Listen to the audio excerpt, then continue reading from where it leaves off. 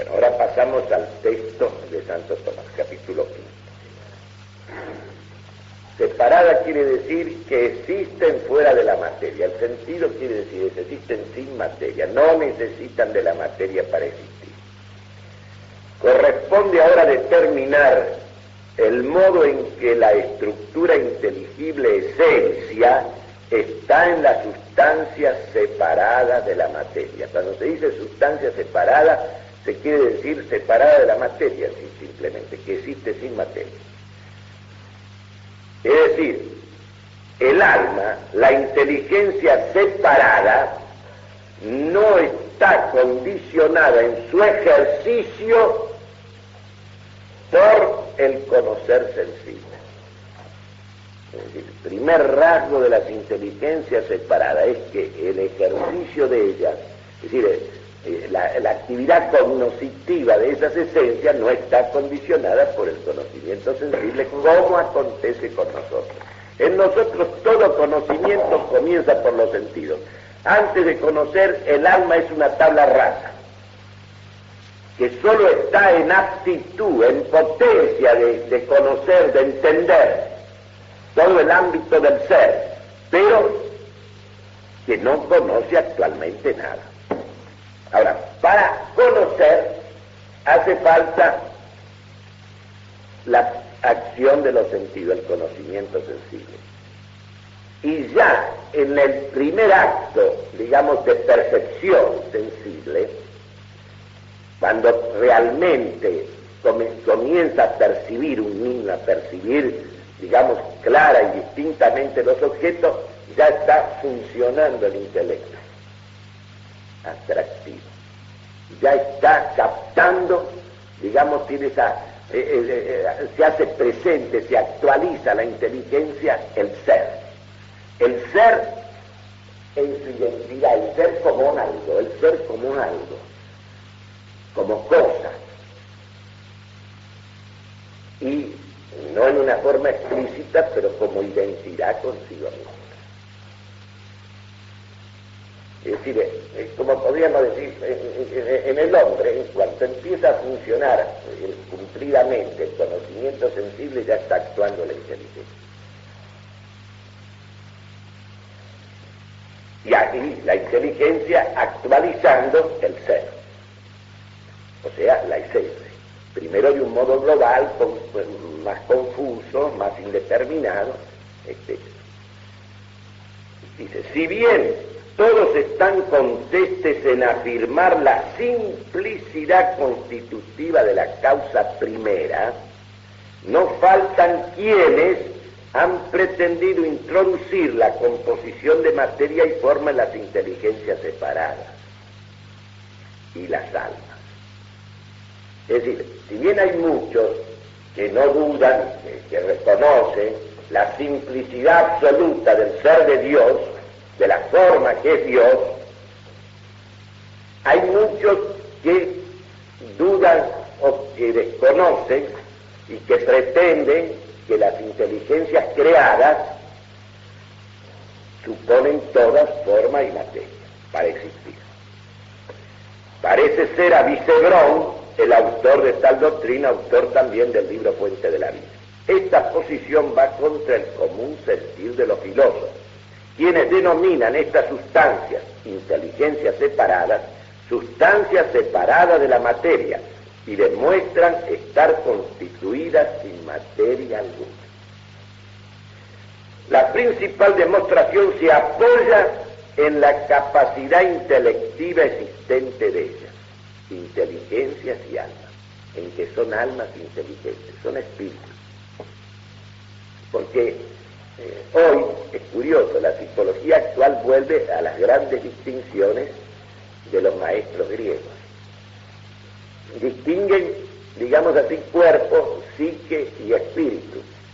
No porque la psique y el espíritu, digamos así, no pertenezcan al mismo sujeto que es el alma inteligente, sino que se denomina psique lo que es, digamos, del alma y del cuerpo, como es, por ejemplo, la sensación o el apetito o el deseo. Y se denomina espíritu la actividad inteligente y volitiva del alma, en que el alma funciona como si fuera una sustancia separada, aun cuando no lo es. Por eso Aristóteles en el libro tercero del Tratado del Alma dice: el alma cuando piensa funciona como si fuera un principio separado e impasible.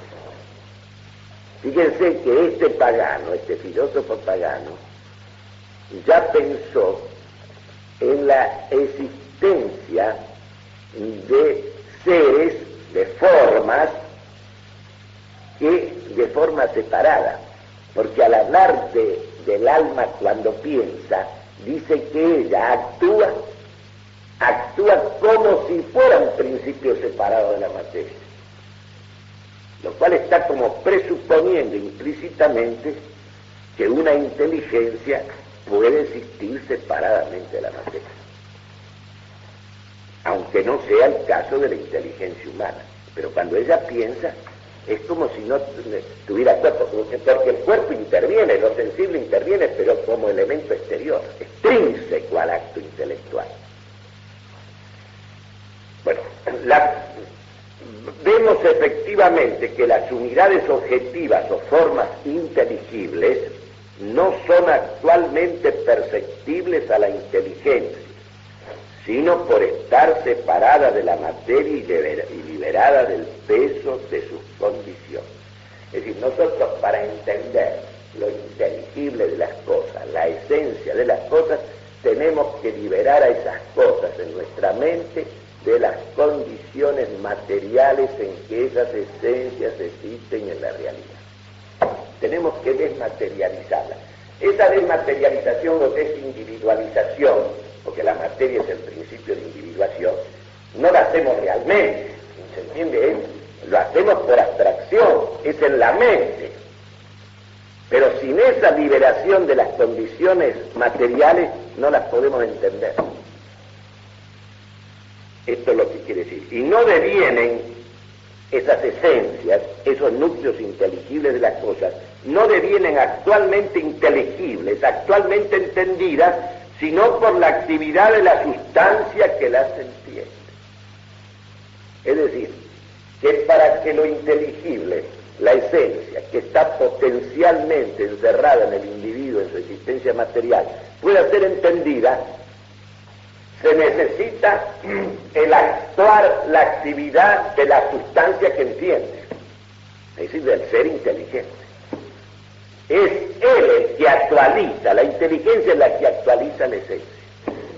La esencia está íntegramente en el individuo, es decir, la esencia del equino o la esencia del hombre está íntegramente en cada caballo, en cada hombre, pero hay que sacar la luz. ¿Y quién la saca a luz? La inteligencia. ¿Por medio de qué? Su operación abstractiva. A saber, recién las esencias existentes son entendidas cuando son conducidas al interior de la mente y asimiladas por ella. Por consiguiente, en toda sustancia inteligente es indispensable, vean qué hermoso es esto. Por consiguiente, en toda sustancia inteligente es indispensable una total inmunidad respecto a la materia. Como si la materia, de suyo la materia es opaca a la inteligencia, es impermeable a la inteligencia.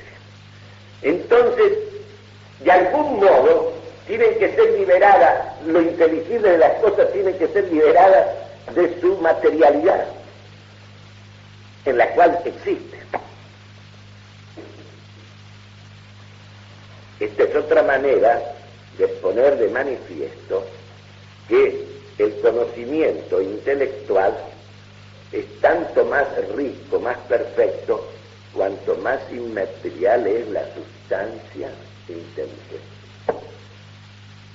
Hay una relación directa entre inteligencia o conocimiento e inmaterialidad. porque la materialidad de suyo es opaca a la inteligencia.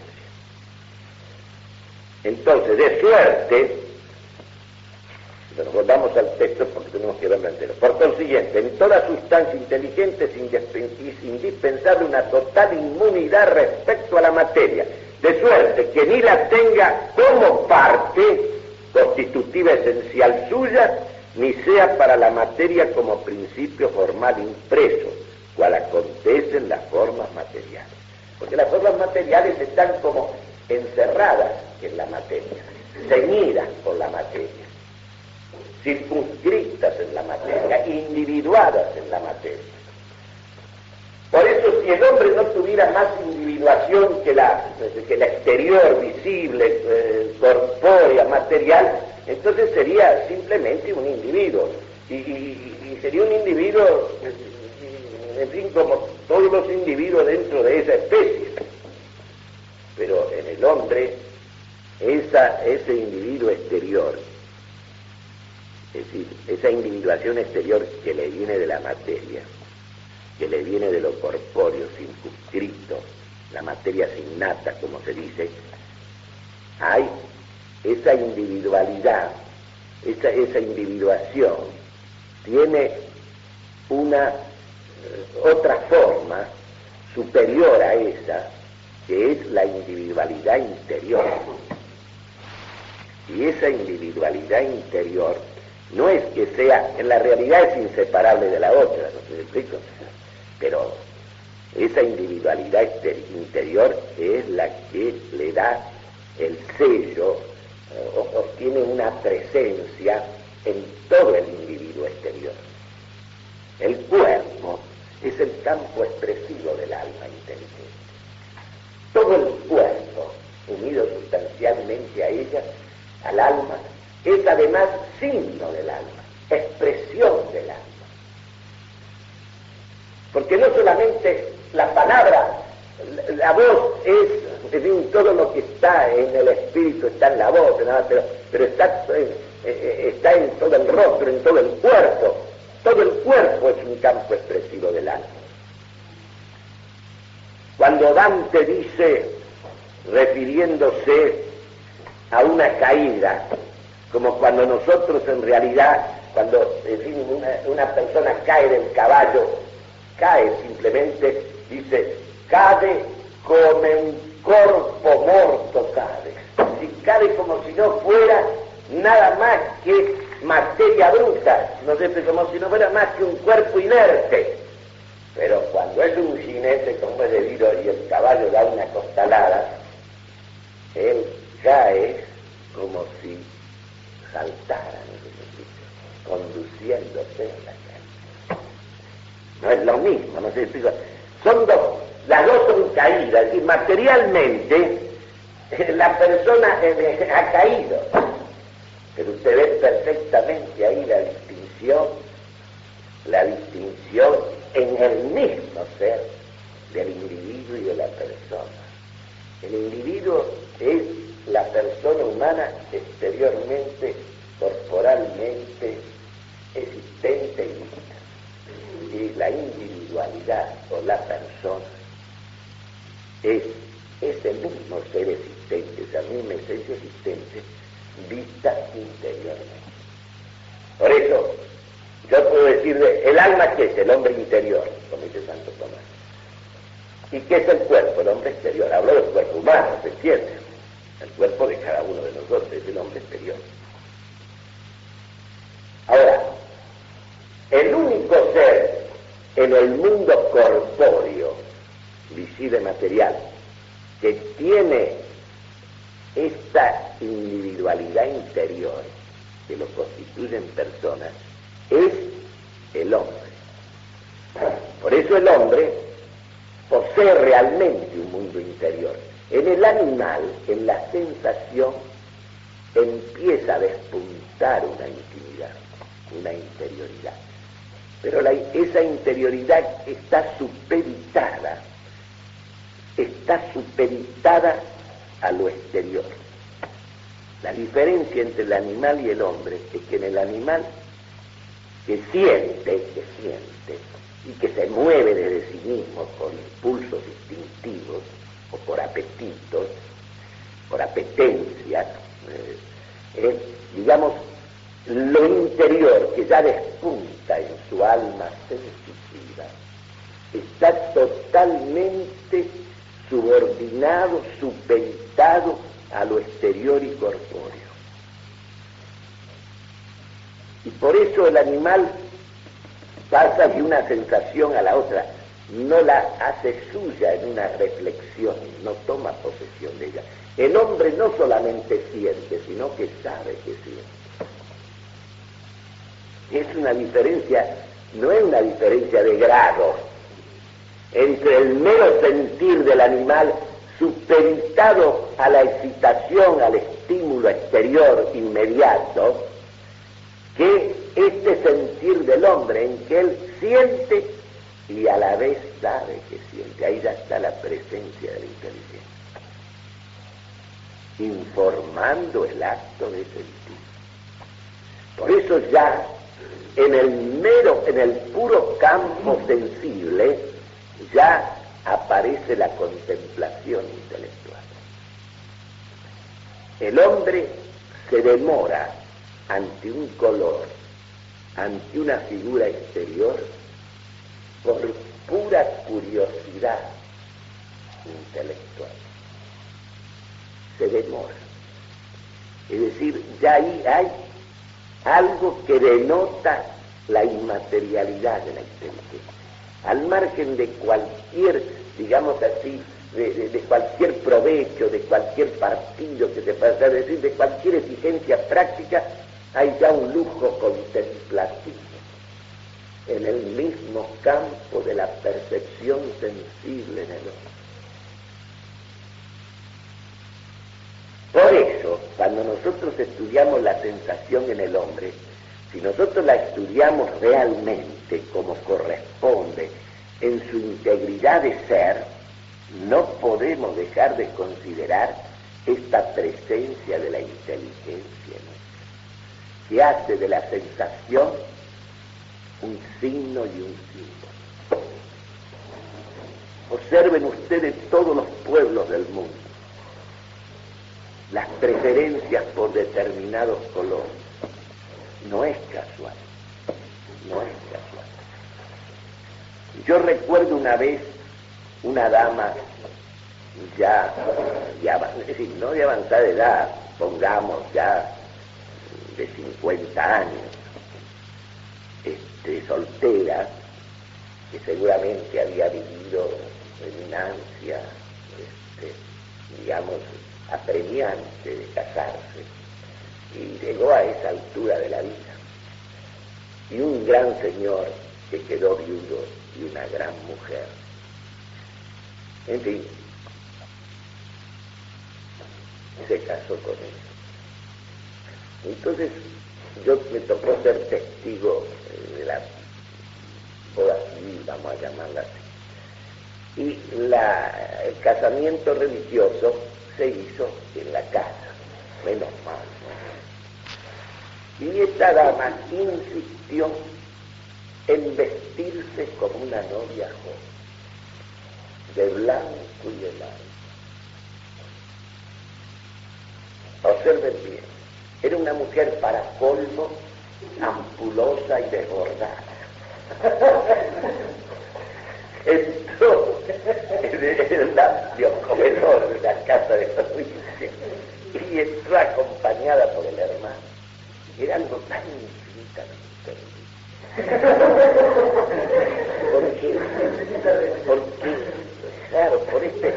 porque el hombre, la sensación en el hombre es una cosa que está informada por la inteligencia también.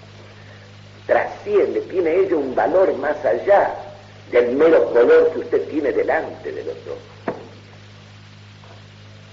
Hay una proporción, hay una adecuación a la edad, a la situación, a todo. La reina quiso, posiblemente sería una doncella, perdón, una doncella, no lo dudo. Pero la doncellez, el blanco, no tiene su tiempo, no sé si me explico, no puede, usted tiene que ajustar las cosas adecuadas. Esto es importantísimo porque, por ejemplo, ese día ese sacerdote que estaba vestido, no sé con qué, era un saco blanco, una cosa atada por un cordón, ¿no? Una cosa imposible de comprender, ¿no? Entre el estado sacerdotal de él y ese porque cuando Aristóteles habla de la categoría hábito hay que tenerla muy en cuenta, porque esa categoría hábito comprende toda la gama de los hábitos, de los modos de ser, de esos modos permanentes de ser adquiridos. Hay una correspondencia siempre entre lo exterior y lo interior que no debemos nosotros dejar de tener en cuenta nunca. Perdonen que haga estas aclaraciones, pero ayudan a entender, creo yo, ¿no? Bueno, dice, el reparo siguiente no tiene validez. No toda materia impide la inteligibilidad, sino solo la materia corporal. Claro, porque materia se dice también en otro sentido, como la que es principio del género. Cuando, por ejemplo, pensamos en el concepto la carne o el cuerpo, lo pensamos así genéricamente, pero el cuerpo efectivo, el cuerpo real de suyo, el cuerpo material, es un impedimento, es decir, es un obstáculo en el sentido de que es opaco a la inteligencia. La materia de suyo es opaca a la inteligencia. ¿De dónde le viene la opacidad de la materia a la inteligencia? Precisamente que de suyo carece de forma.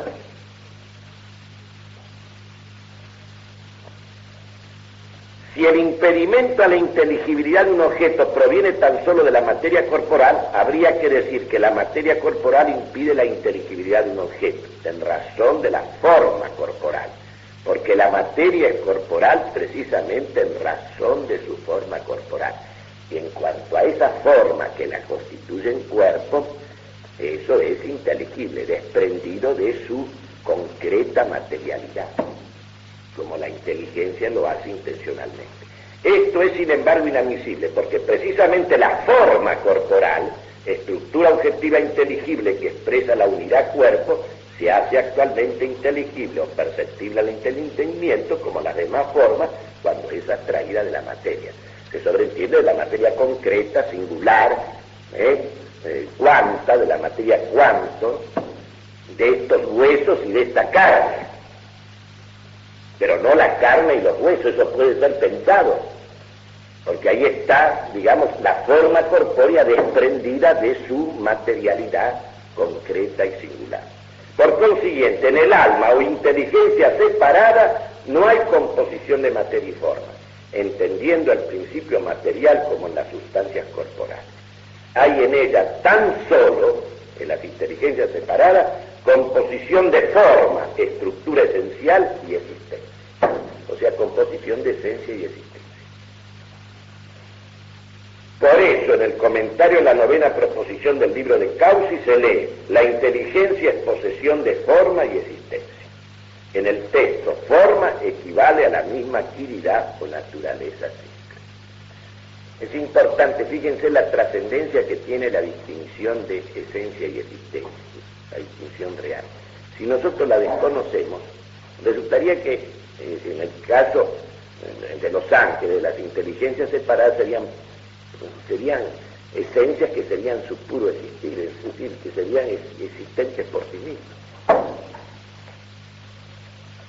Y entonces estaría prescindiendo ahí, subsistiendo por sí misma, estaría prescindiendo de la causa primera. No serían una cosa dada. Todo lo dado, que es todo lo natural, y los ángeles son naturaleza también como nosotros, solo que son inmateriales, ellos incluyen también esa composición. Son existencia de algo, donde el existir se separa de la esencia, realmente. Es fácil ver cómo esto es así, cuando de dos cosas entre sí relacionadas, una es respecto a la otra causa de su existencia, la que ejerce función de causa puede existir sin la otra. pero la posición no es inversamente valedera. Es decir, la materia solo puede existir por la forma, pero no al revés. El acto de existir se lo da a la materia la forma. La materia tiene que ser informada. Esto prueba también que toda concesión evolucionista que parte de una pretendida, digamos, materia informe o indeterminada, pretendiendo ir sacando de ella o saliendo de ella toda la riqueza de la forma, es contraria al orden natural. Porque lo que lleva a la existencia a la materia es la forma, y lo que lleva a la existencia, lo que está en potencia, es el acto, que es el acto y la forma se corresponden, como se corresponden la materia y la potencia. Por eso la materia también es un concepto analógico. La materia es algo puramente potencial de suyo. De suyo es potencia para hacer esto o aquello, pero por sí misma no puede llegar a hacer ninguna cosa. Dice, la forma en su estructura precisa de tal no depende de la materia. Si hay formas, estructuras esenciales que no pueden existir sino en la materia, esto proviene de su grado, mayor o menor, de alejamiento respecto al primer principio, que es acto puro, estructura puramente actual y primera. Claro, hay formas que no pueden existir por sí mismas, son todas las formas que existen materialmente. Ahora, estas formas que necesitan de la materia para existir son las que se multiplican en los individuos de la misma especie. Por eso las formas angélicas, que tienen el poder y cuyo sujeto está en ellas mismas, aunque no existen por sí mismas en primera instancia, ¿no? Porque el acto de existir lo reciben como lo recibe toda criatura. En ellas, digamos así, no hay multiplicidad, no hay pluralidad de individuos. Digamos, las inteligencias separadas son exclusivas, son únicas. No hay más que una en cada especie, si hablamos así. Porque el principio de multiplicación de los individuos, de los seres individuales, es la materia. Y en el hombre también, por la materia, digamos, el principio que la materialidad explica la multiplicación por un lado, y hay otra cosa que le explica, y es que en realidad la creación del alma de cada uno es una creación directa y única. Ahora, aquí se combinan las dos cosas. Por un lado, digamos, la multiplicación de los individuos, que yo la puedo ver desde el punto de vista de la materia como principio de individuación, y que la generación carnal, digamos, la parte carnal la documenta. Y por otro lado, hay una multiplicación que es, digamos así, obra directa de Dios, porque el alma, por ser inteligente, en alguna medida el alma de cada uno es también única. No sé si me explico. Hasta por ese carácter de inteligencia, y teniendo en cuenta que ella, por su actividad más alta, el alma humana, funciona como un principio separado, ¿no? Participa de esa individualidad superior, que es la individualidad de las inteligencias, de los seres puramente espirituales, que son únicos en cada especie. En el hombre se da esta coincidencia. En el hombre hay un doble horizonte, no sé si te digo, él está, como dice Santo Tomás, a él lo podemos ver, ¿cómo podríamos decir? A él lo podemos ver desde el ángel y desde el animal. Y como inteligencia ella, cada uno de nosotros, cada una de nuestras almas es única. Y por ella cada uno de nuestros cuerpos también es único. De manera que hay en el hombre, como participa del mundo material, del mundo corpóreo, hay la multiplicidad de los individuos. Y en cuanto participa del mundo angélico en cierta medida, hay esta individuación exclusiva de cada uno por obra de su alma creada directamente por Dios. Si no, no tendría sentido hablar de la persona singular y del destino eterno de cada persona. Porque, y además de esto, ahora, lógicamente, el alma, ¿cómo podríamos decir? Impregna, penetra, hace de tal modo suyo su cuerpo, que, digamos así, va estableciendo, el cuerpo va siendo algo sí que el alma necesita para expresarse, pero algo enteramente espiritualizado, penetrado de interioridad. Cuanto más, digamos así, la persona se desarrolla y se perfecciona y se hace más ella misma. Pero él es un horizonte de mundos. En la perspectiva material, corpórea, asistimos a esta multiplicación de los individuos corporales, esta multiplicación corporal. Desde el punto de vista de la inteligencia, de la vida interior de la persona, aquí no es que las personas, cada persona engendra a otra persona, no. Lo que nos hace persona no es generación de los padres a los hijos. Ese principio nos viene directamente de Dios, nos enseña nuestra fe. Y por eso hay cosas que son impresionantes. Usted puede señalar en el hombre muchas cosas hereditarias, no sé si explico, que le vienen de los padres, como disposiciones, etc. Y hay cosas que señalan distancias abismales. Usted ve a veces cosas increíbles. Una riqueza, digamos, en un individuo que no tiene nada, que uno comprende como es hijo de esos padres, perdónenme que hable así. Porque el alma, y por eso también la educación es una cosa limitada. ¿Cómo explica usted? Por ejemplo, varios hijos creados en el mismo ambiente, que han recibido los mismos ejemplos, las mismas costumbres, en fin, que han sido tratados lo mismo, en el mismo medio, son tan distintos. Además, es como pasa en la historia,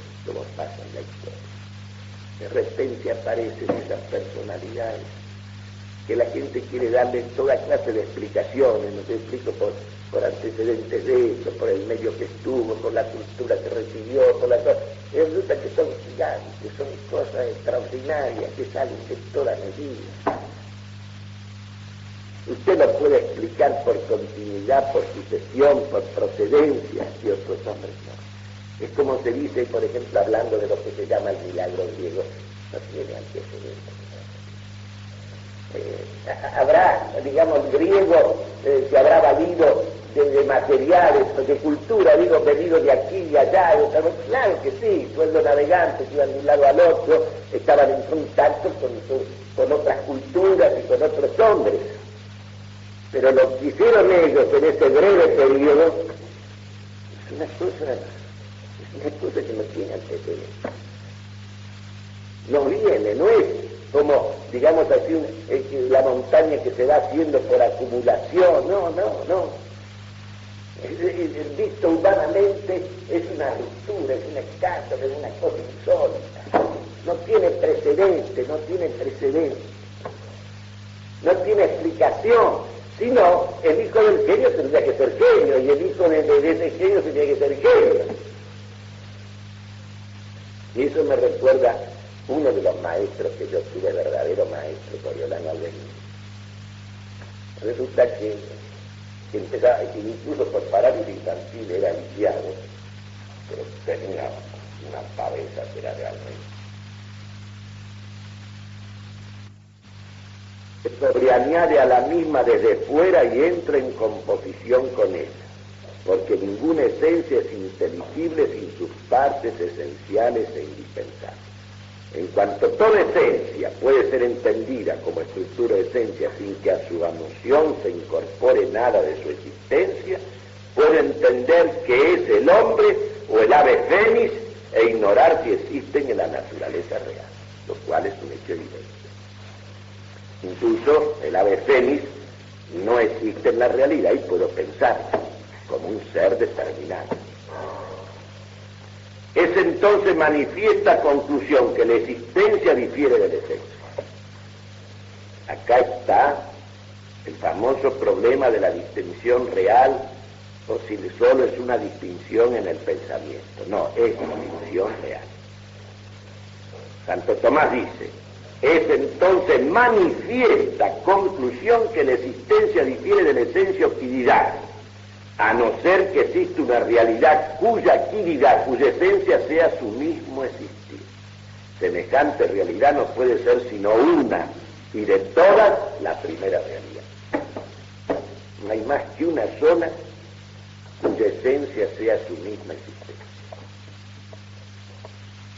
Ahora, ustedes se dan cuenta que si nosotros eliminamos la distinción real de esencia y existencia, caemos indefectiblemente en el panteísmo. Caemos indefectiblemente en el panteísmo. Ustedes ven que parece una cosa minúscula y sin embargo su proyección afecta toda la visión de las cosas, toda la concepción de las cosas. Esto es fundamental, pues es imposible la plurificación de una realidad sin la visión de una diferencia.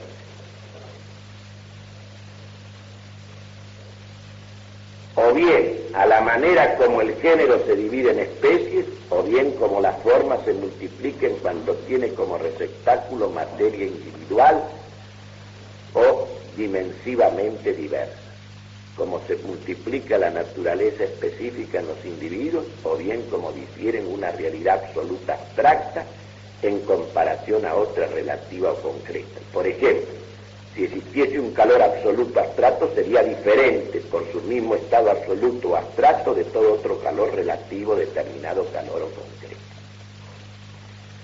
Si existe una realidad que sea existencia pura, sin potencialidad o devenir de ninguna especie, de tal manera que su existir sea subsistente, semejante existir no soporta añadidura de una diferencia, porque entonces ya no sería existir puro, sino su existir, y además una forma o determinación. Por eso, porque el ángel no es puro existir, hay diferencias entre los seres angélicos. Todos son existencia de alguien. No son su misma existencia. El ángel no podría decir con propiedad, yo soy el que soy. O no podríamos decir de él, es el que es. Es algo, es alguien, mejor dicho. Porque hay diferencias en los ángeles que los difieren a uno y otro. El ser absoluto no incluye ninguna diferencia entre lo que es y su acto de existir. Es su misma existencia y no puede ser más que uno y único. Dice, si existiese una realidad que sea existencia pura, de tal manera que su existir sea subsistente, semejante existir no soporta añadidura de una diferencia, porque entonces ya no sería existir puro, sino su existir, y además una forma o determinación, como pasa en nosotros y como pasa en los ángeles. Mucho menos puede padecer añadidura de materia, pues sería una realidad material y no un existir subsistente. Por consiguiente, una realidad que sea su propio existir no puede ser sino única. Igualmente se concluye que en toda otra realidad, naturaleza o forma, es otra que su existencia.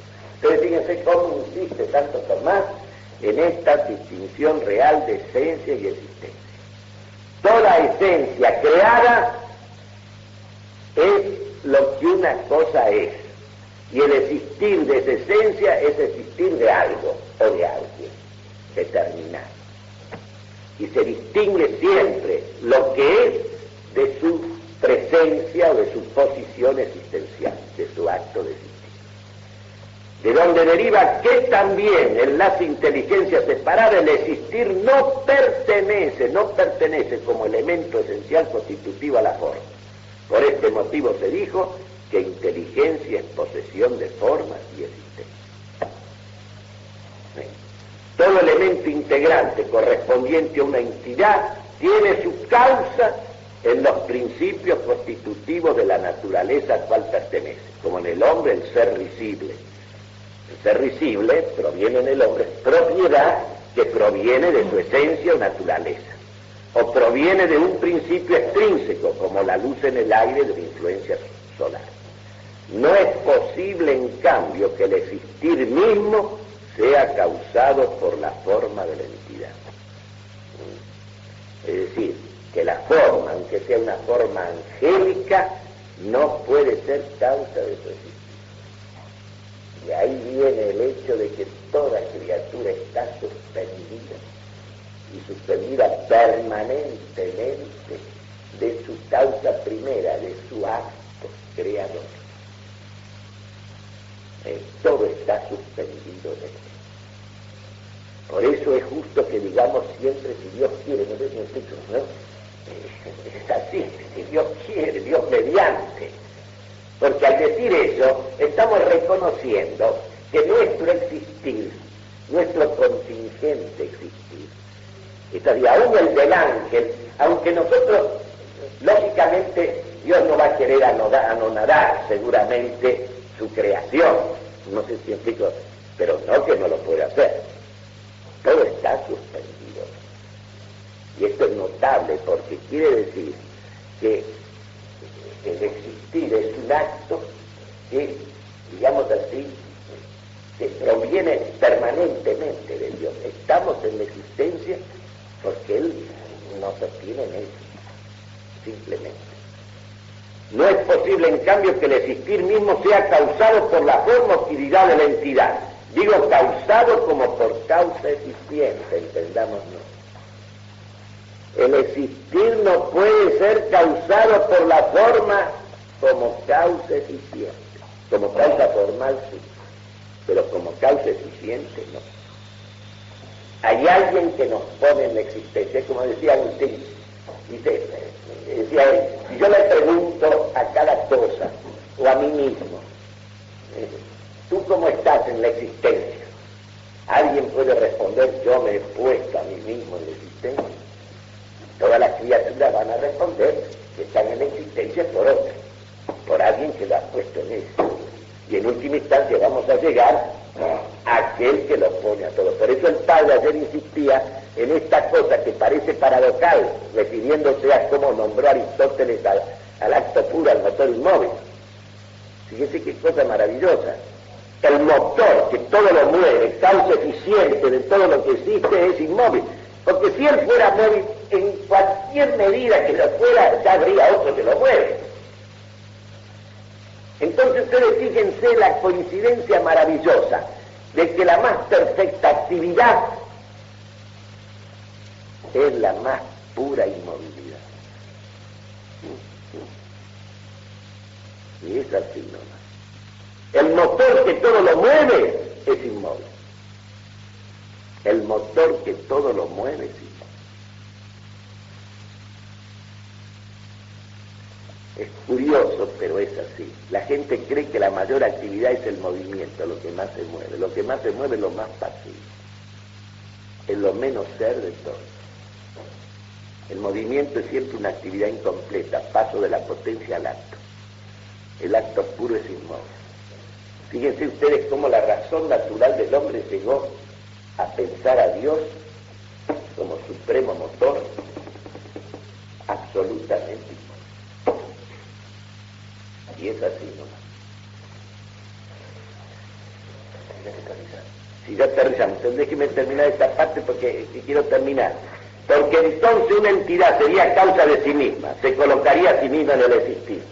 Se dan cuenta ustedes que todo lo creado no puede ser de ninguna manera ningún ser creado, un ser que se pone a sí mismo en la existencia. Su causa eficiente está fuera de él, es trascendente a él, lo cual es imposible. Luego, en toda entidad cuyo existir es otro que su naturaleza, que es su esencia, su existir proviene de otro. Por eso que dice existir es estar fuera de la causa, fuera en cierto sentido, porque esa causa que te ha puesto en la existencia te sigue manteniendo en ella. Y si no estuviera suspendida de ella, ¿a dónde caerías si te suelta de veras? Caerías a lo único que en ti viene de ti mismo, que es nada. Ya no nadaría. Este es el asunto. Y vamos a dejar acá. Entonces, fíjese, todavía dice enseguida, en conclusión, se tiene que inteligencia es posesión de forma y existencia, que tiene su existir del ser primero, que es existir puro, solo, sin devenir. Ahí está precisamente el ateísmo implícito en el progresismo, porque cuando se pretende que el ser absoluto deviene, en cualquier forma que se diga que él deviene propiamente, estamos ya incluyendo en él potencia y acto, ¿no? Y además supeditándolo a él, a alguien, a otro que lo mueve a él, porque en principio es así. El primer principio es inmóvil, por eso en el principio fue el verbo, y por la virtud de ese verbo que todos hemos sido creados, la virtud de la palabra. ¿Sí? Pensar que la palabra es lo verdaderamente creador, y en el hombre definidor, y la definición en el hombre, el poder de definir, es el sustituto, se llama, es la analogía más próxima al acto creador de Dios. Y usted no el otro día de la definición entre abstracción formal y abstracción total. La abstracción formal es la que atiende a las distinciones. Formal. Claro, a las distinciones propias, digamos, a las distinciones, a los elementos inteligibles determinados. La otra es genérica. ¿Un ejemplo podría tomar? Claro, la abstracción, por ejemplo, de la normalidad racional, los tres grados de la abstracción están. La abstracción física es la que abstrae de lo material concreto. Pero la idea es que no son la misma, yo lo entiendo porque dice que no es la misma abstracción la de tres grados. No, son tres grados distintos de abstracción, pero que pertenecen al mismo carácter. Claro, dice que la abstracción de tercer grado es una abstracción de distinto tipo porque no va a estar como escalando solamente el árbol de torcillo, sino... Claro, porque la otra es porque una es una abstracción por generalización cada vez más abstracta, más vacía, más indeterminada. Ese es el carácter de abstracción total, pero los grados de la abstracción propiamente, los grados de la abstracción no van, digamos así, a lo indeterminado progresivo, a lo genérico, sino que van a lo inteligible propio de cada uno de esos grados y de los seres que son considerados en cada uno de sus grados. En un caso es la abstracción de la materia sensible, en otro grado es la abstracción de la materia inteligible, que es la cantidad, y en otro grado es la abstracción del ser en tanto que ser. En esos grados la abstracción está, digamos así, dirigida a separar en la mente algo del ser existente, pero en los tres casos lo que separamos es algo distinto. Es desmaterializar. Es ir desmaterializando progresivamente. Es decir, en un caso, la materia sensible, en lo físico abstraemos la materia sensible, pero sin sus notas individuantes. En la abstracción matemática abstraemos de ese accidente cantidad que tiene la propiedad de ser materia inteligible, abstraemos la cantidad pura, vamos a llamarla así, cantidad pura, pues, tan pura que la inteligencia la trata como si fuera algo independiente y la maneja la cantidad como si fuera algo independiente. Y en el otro caso abstraemos el ser en tanto que es ser. Esa sería la total. Esta sería, claro, esta sería la abstracción máxima, el tercer grado de la teoría, y es la más, digamos, la más determinante de esto, la diría yo, la más rica de diferencia. En cambio hay una diferencia esa diferencia que va de géneros menores a géneros máximos, es a base de vaciamiento de la realidad. No sé si implico, es decir, el género ser, no hay que confundirlo con el ser en tanto que ser, porque el género ser abarca a todos los seres por indeterminación máxima, por vacío interior máximo. Se dan cuenta, por vacío interior máximo. En cambio, el ser tanto que ser abarca la realidad principalísima de cada cosa, lo que hace que toda cosa sea el ser que es, el fundamento de la realidad. Por eso podríamos considerar, se consideran en ese ser, hay tres propiedades trascendentales. Es universal, es decir, ese ser está en todo ser, pero considerado de otro modo que cuando yo lo considero como simple género en abstracto, porque digamos, ser se aplica a todo cuanto hay, todo es ser, pero mientras yo lo aplico así genéricamente, es unívoco, no sé si lo explico, es una aplicación unívoca del ser a todos los seres. Los nombra todo a fuerza de indeterminación, no sé si a fuerza de indeterminación. En cambio el ser, en tanto que ser, nombra a cada cosa apuntando sí a algo que es lo mismo en todas, pero apuntando a aquello que constituye su última distinción. Porque la idea que responde con esto que usted acaba de decir recién a la objeción de los que atacan la metafísica, confundiendo, claro, o haciendo el objeto del ataque, el ser lógico puede decir género como diciendo el objeto del origen en su país no sirve para nada. Claro, porque se ocuparía del ser vaciado de contenido inteligible, vaciado de diferencia, y es todo lo contrario, la metafísica se ocupa de las supremas distinciones, de las últimas distinciones del ser. Digamos así, va hacia aquello que constituye lo realísimo de lo real. No sé si me explico, lo digo así para decirlo de alguna manera, porque precisamente sobre la base de ese fondo común, todos son seres, pero no son igualmente seres. Incluso yo puedo, el categorema, cuando yo por ejemplo predico la especie así genéricamente como algo común, entonces todos somos igualmente hombres. Pero cuando yo les pongo una intencionalidad realmente óntica, es decir, metafísica, yo entonces no digo Juan es hombre, sino es un verdadero hombre, es un auténtico hombre, es poco hombre, etcétera, etcétera. No digo simplemente es inteligente, sino que es una inteligencia aguda, fina, sutil, no sé si me explico. Y tengo que ir haciendo toda una serie de calificaciones de matices a los efectos de hablar del ser tal como existe en cada uno. Por eso la relación de ser es genial, es la clave. Claro, es la clave de todo. Es, como decía usted ayer, usted no podía desarrollar, porque su clase no era desarrollar la analogía del ser, pero la analogía del ser es todo, como hemos dicho ya aquí tantas veces, por la razón sencilla de que el pensamiento metafísico es fundamentalmente analógico. Por eso no es simplemente la intencionalidad lógica en el pensamiento metafísico, no es, digamos así, abarcar todas las cosas por indeterminación progresiva. No sé si explico cómo hacemos, como pasa en el árbol de Porfirio. No sé si explico, si usted llega a la idea de ser, hay que distinguir entre la idea genérica de ser y la idea metafísica analógica de ser. Son cosas completamente distintas. Porque cuando al ser lo considero en la pura intencionalidad lógica, no sé si explico, de cualquiera de los predicamentos, y lo predico en común, es decir, predico el ser hombre, o la especie hombre como categorema, y se la aplico igual a todos los individuos que son hombres, eso no es conocimiento metafísico. Eso es simplemente una generalización de la experiencia, eso es simplemente predicar algo que evidentemente está en todos los individuos que son hombres.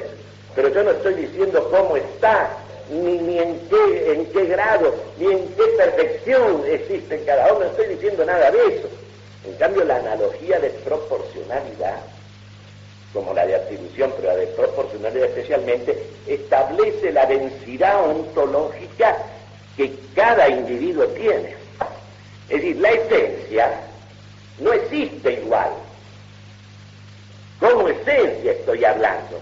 No estoy hablando de que usted sea morocho, alto, bajo, ¿verdad? Estoy hablando de precisamente en ese almirante Cervera, el ser hombre no era ser uno de tanto, es decir, no le podemos aplicar el categorema especie, a Cervera es hombre, como decimos de Juan de los Palotes, que es hombre. No, es ser un hombre que la que tenía la plenitud del ser. Yo les quiero decir esto porque tenemos que despojar, esto tiene una importancia enorme, porque nosotros tenemos que distinguir el modo en que opera la intencionalidad lógica cuando forma los predicables, ¿me entienden? Entonces, lógicamente, los reviste de ese carácter de unidad y de comunidad, pero ahí estamos en una abstracción que no va, digamos así, es decir, en que la intencionalidad lógica no aparta las últimas diferencias, no distingue, sino que más bien va removiendo las distinciones, ¿no sé? Y va llegando de esa manera al género ser como un género máximo de extensión y el más pobre de comprensión de todos, el más pobre de contenido. Si eso fuera el pensamiento metafísico, sería una charlatanería vasta. ¿Es cierto? Y ahora, muchos lo identifican con eso precisamente porque prescinden de la analogía de la inteligencia metafísica. La inteligencia metafísica es analógica y todos los conceptos que maneja, los maneja analógicamente, ni unívoca ni equívocamente. Cuando nosotros utilizamos unívocamente los conceptos, los estamos actuando prescindiendo de las distinciones reales de las cosas. Por eso la gente ha llegado a realizar el filósofo. El hombre que estudia filosofía lo trata como un chaval, uno que está en las nubes, que no está en la realidad. No está en la realidad. Muy loco, sí, un hombre que no vive nada. Claro que no distingue, que en realidad si todo es ser, una cosa en la nebulosa, ¿no? Y además es por eso que se pueden hacer todos los trucos y falsificaciones que tienen. Yo les voy a leer en otro momento, por ejemplo, el manifiesto de los iguales de Babel, ¿no? De la Revolución Francesa, y ustedes van a ver ese lenguaje. Es un lenguaje que evidentemente, en base a que, por ejemplo, todos somos animales, todos tenemos las mismas necesidades, y por lo tanto, la verdadera justicia consiste en poner todo lo que produce en un almacén común, y después repartirlo a cada uno de medida suficiente y ya está arreglado el problema. Como la gallina. Como hacemos con la gallina. Bueno, ahora pasamos al texto de Santo Tomás, capítulo 15. Separada quiere decir que existen fuera de la materia. El sentido quiere decir que existen sin materia, no necesitan de la materia para existir.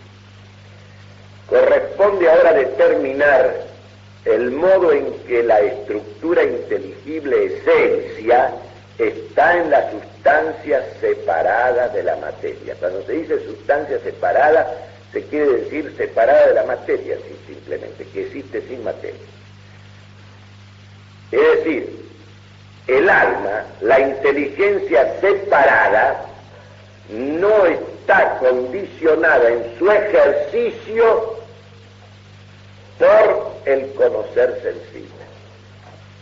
Es decir, el primer rasgo de las inteligencias separadas es que el ejercicio de ellas, es decir, la actividad cognoscitiva de esas esencias no está condicionada por el conocimiento sensible, como acontece con nosotros. En nosotros todo conocimiento comienza por los sentidos. Antes de conocer, el alma es una tabla rasa, que solo está en aptitud, en potencia de conocer, de entender todo el ámbito del ser, pero que no conoce actualmente nada. Ahora, para conocer hace falta la acción de los sentidos, el conocimiento sensible.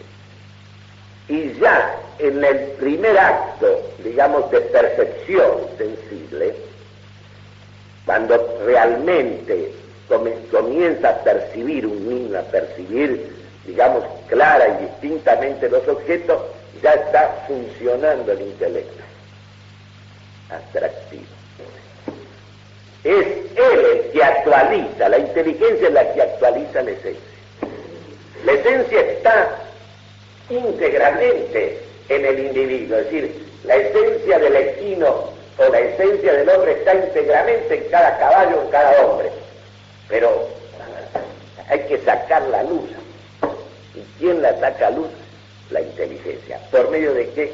Su operación abstractiva.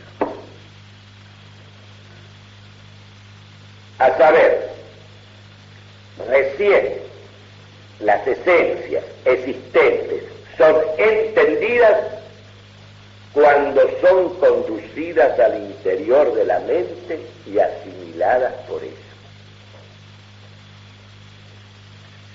Por consiguiente, en toda sustancia inteligente es indispensable, vean qué hermoso es esto.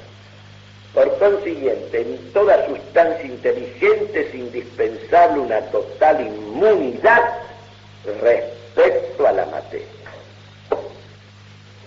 Como si la materia, de suyo la materia es opaca a la inteligencia, es impermeable a la inteligencia. Entonces, de algún modo, tienen que ser liberadas, lo inteligible de las cosas tienen que ser liberadas de su materialidad, en la cual existe. Esta es otra manera de poner de manifiesto que el conocimiento intelectual es tanto más rico, más perfecto, cuanto más inmaterial es la sustancia inteligente. Hay una relación directa entre inteligencia o conocimiento, ya está captando, digamos, tiene esa, se hace presente, se actualiza la inteligencia, el ser.